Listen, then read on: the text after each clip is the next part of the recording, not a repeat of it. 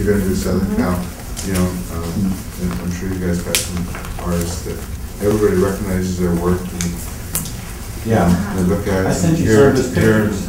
Ukiah, Santa Rosa area, you know, you guys got artists here too that everybody looks at and look forward to the next poster that, you know, like up in our area, Brian, you know, does his stuff and everybody waiting for his next T-shirt or whatever, you know, and it's really real. And they said, well, if that design's on it, they're going to read it, they're going to look at it. But Brian's stuff wouldn't go down to the account.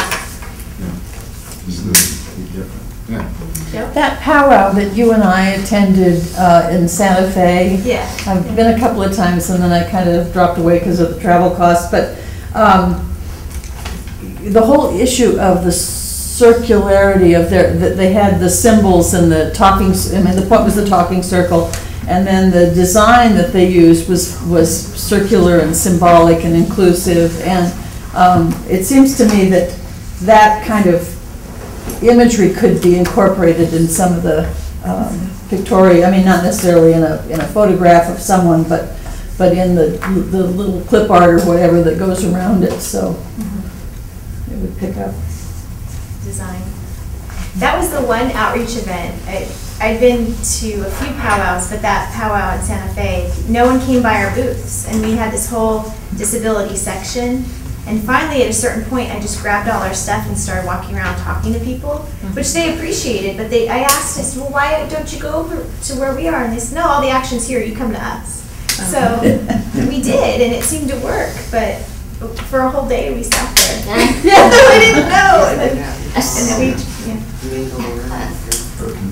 I had no idea. Okay. So it sounds like for the brochure, the biggest thing is imagery, right? And colors? Okay. I haven't heard a lot of feedback on language. I think language needs circles? Yes. Circles? The beginning, the end. I think it was the language thing would vary quite a bit. Like there's a lot of people that still think all tribes speak the same language. And there's probably over 700 different languages, different dialects and things like that.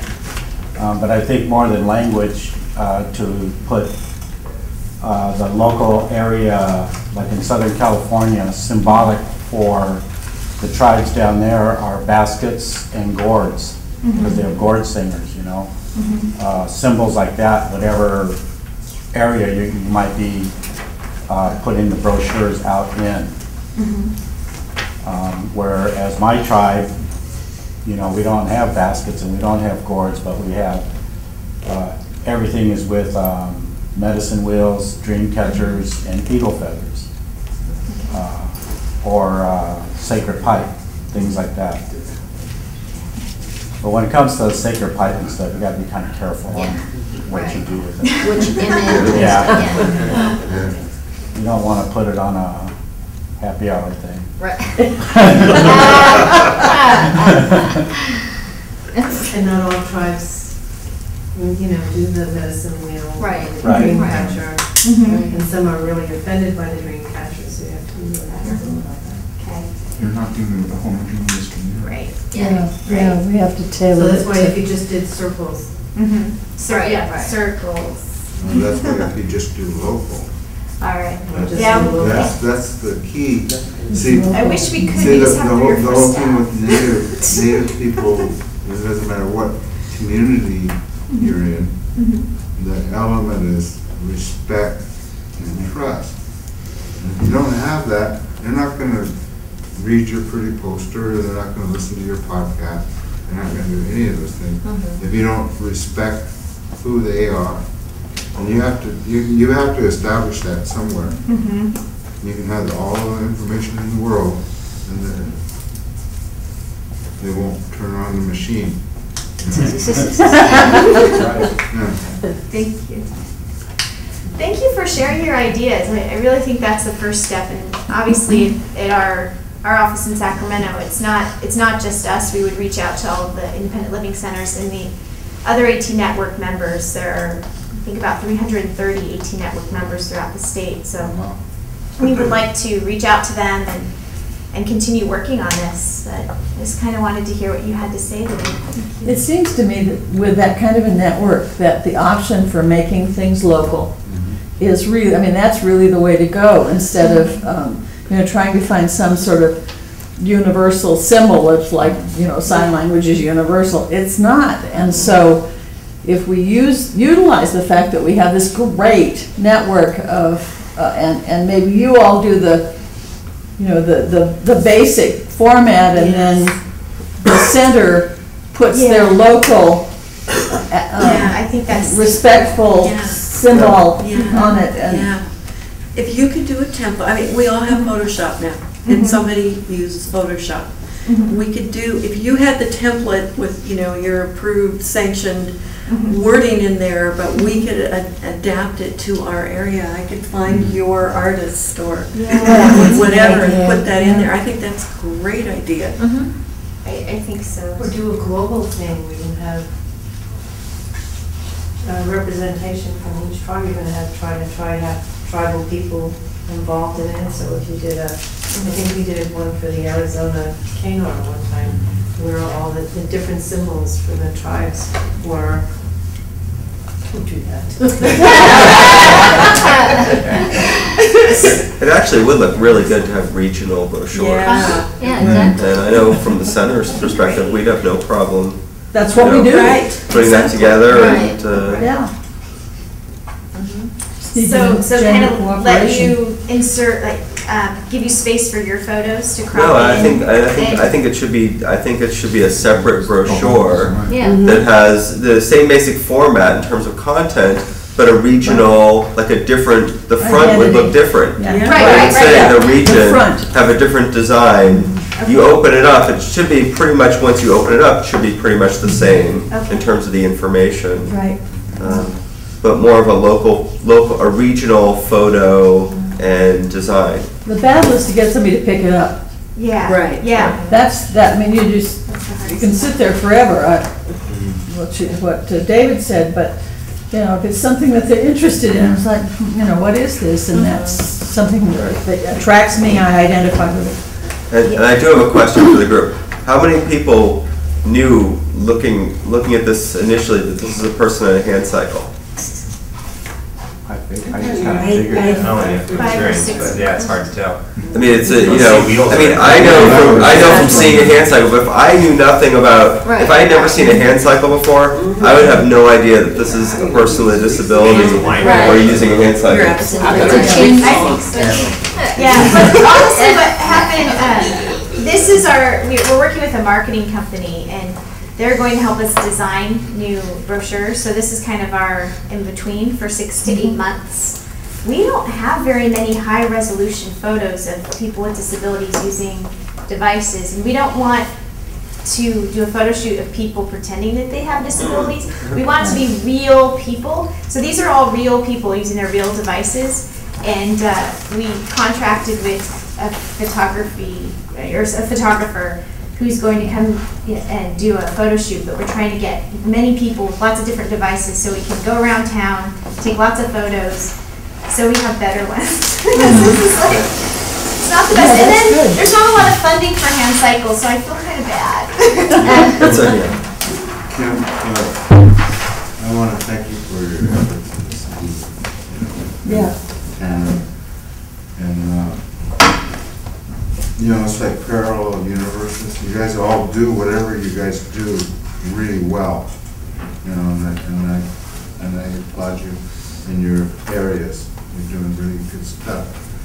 And just like with the California Rural Indian Health Board, their health network has been around for 40 years. And before that, we didn't have health care. Now we do. Okay, and this is a big network. It's really real. They actually have trust that the CHRs go into the homes. You know, so if you want to go into the homes, go with the CHRs. If you want people to talk about AT to the Native community, the health centers are the place to go. And I floated that idea at an April conference, and it got shot down. They said, we don't trust the health community. The IL people don't trust health, so don't even go there. And then I floated another idea. I said, well, we could go through the tribe. And one of the big guns in April said, no, we don't want to contract with the tribes because there's too many it's a sticky wicket. And so all of the advocates said no. But I think that here in California, that's just it's going to work. You know, if your network works with this network and all the IL centers do what they do best, it'll happen. Yeah.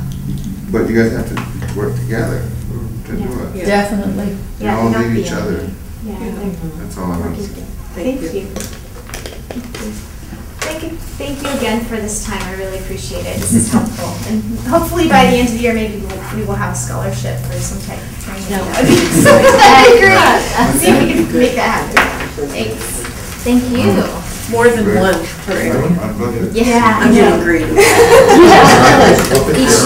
a bunch. Yeah. 5 or 6. We'll see. Yeah, at least, so you don't get one person's bill. Might be a good time to take a short break while we switch computers. Exactly. So why don't we all take a 15-minute break, and then we'll come back, and then lunch is going to be Or I can do it here. Yeah, but I'm gonna be here. Okay, so lunch will be here by noon. We'll get fed, so while the food is getting cold and the drinks are getting warm, we'll continue. Food is cold to begin with. Oh, okay. And first of all, again, for those of you who may have forgotten by now, I'm Yale Abrams from Abrams Consulting, and we're facilitating the planning effort here. And before we start, I'd just like to say, Kim, you did a great job. And I thought everybody was very responsive, and you got a lot of really constructive work done. So I think the first part of the meeting went really well. To introduce this part, I'd like to ask Adam if you could begin by talking a little bit about what the grant entails and why we're doing the strategic plan and what we're trying to accomplish here, Adam. Okay. As all of you know, this is part of a grant that we received. This is actually stimulus money, the American Recovery Act funds. And the goal of this project is to help agencies like independent living centers, but also other social service agencies throughout California, help them access Native American populations. And this has historically been a tremendous struggle for not only for our organization, but I know from similar organizations. And again, that's why our goal is not to resolve this issue. I mean, we're not gonna come out of this with this is the solution. Here we've solved this issue that often that every agency across California has had. And it's not. This is about coming up with a strategic plan, and this is a well thought out plan, utilizing the knowledge from both service providers who've had some success in this area, but primarily from the native and tribal populations themselves. To say, look, this is what we think is going to work best, and this has been our experiences, and this is the way as a group we think these are the things we think we should try, and come up with some specific action plans as to how this is going to work and how we're going to get through this barrier. We all know this is a barrier. We all know that we all run into situations where it's like, oh, we've got this great service, we could really help, but we can't get in the door. Or no, we'll offer these great services and we don't get a response.